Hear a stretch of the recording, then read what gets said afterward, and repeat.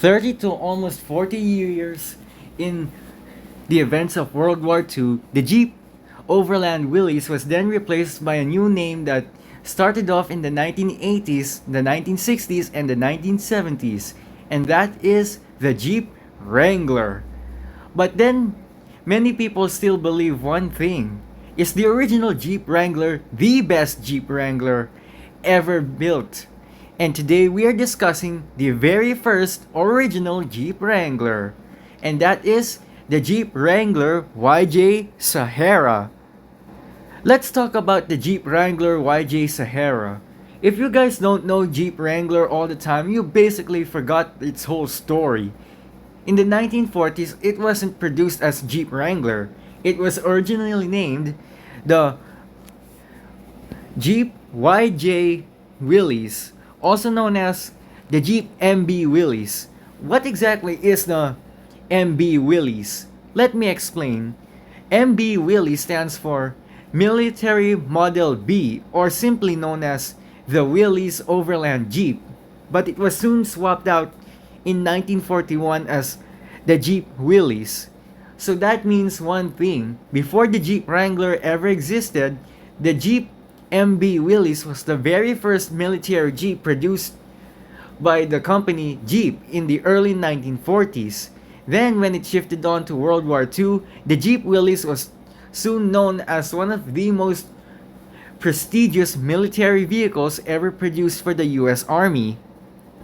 So, after events of World War II in the 1950s towards 1970s, the Jeep brand shifted onto a utilitarian focus in between 1986 and 1992, thus the release of a new name called the Jeep Wrangler YJ Sahara, featuring its legendary gasoline power plant, which is a 4-cylinder power vehicle.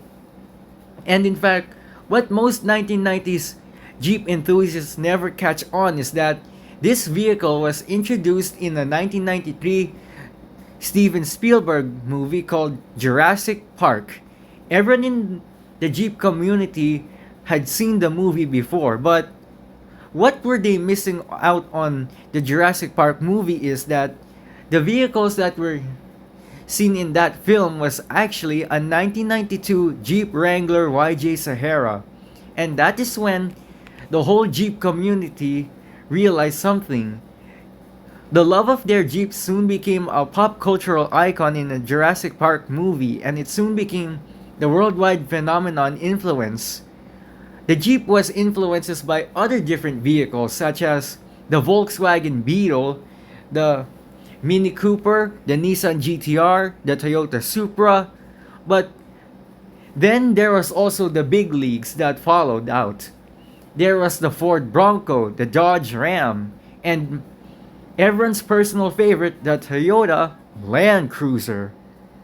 The Jeep Wrangler YJ Sahara started off in the 1980s towards early 1990s, given the nickname the Park Jeep.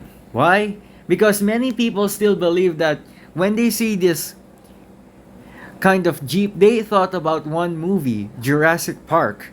And when that influence first happened in 1993, everyone still remembers that one moment in the movie when the Jurassic Park Jeep was being chased by the T-Rex. That famous scene that actually happened was actually quite real.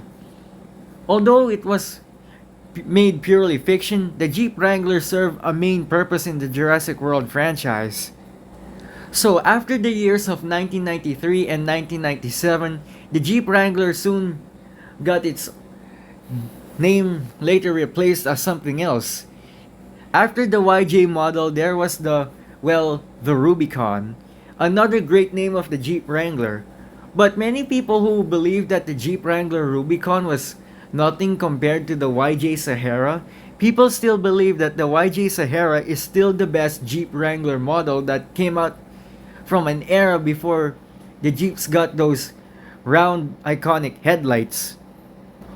One of the most indistinct features of the Jeep Wrangler YJ is that instead of using its round headlights in the modern day world, in the 1990s towards 1980s, 80s back in their time, the Jeep Wrangler YJ featured rectangular shaped headlights, which is basically the most 80s thing to ever come out of a Jeep, since these Jeeps were the very first and original Jeep Wrangler that ever produced since 44 years after the World War II incidents. Everyone has shared their possibilities and respects to that of the old Jeep Wrangler, but when it comes to the modern day society, many people still restore these old school 1990s era Jeeps where everything about it is so mechanically true. The mechanical features of this Jeep is basically the most legendary Jeep thing that has ever produced since the 80s and early 1990s era. And what I truly love about the old Jeep is that it basically feels more of a rugged, capable machine being able to drive almost anywhere off the main roads and take on the trails, take on the dunes. In fact, many people still go to the beach in a Jeep before because I think it's pretty much everyone's favorite summer car to go to when they think about the 1990s. And when people were born in the 80s, they grew up in the 90s with these kinds of Jeeps before electronic technology shifted into the modern era. And that is the story of the original Jeep Wrangler. Thank you for watching. Make sure that you all go comment, like, and subscribe. And I'll see you all next time. Bye!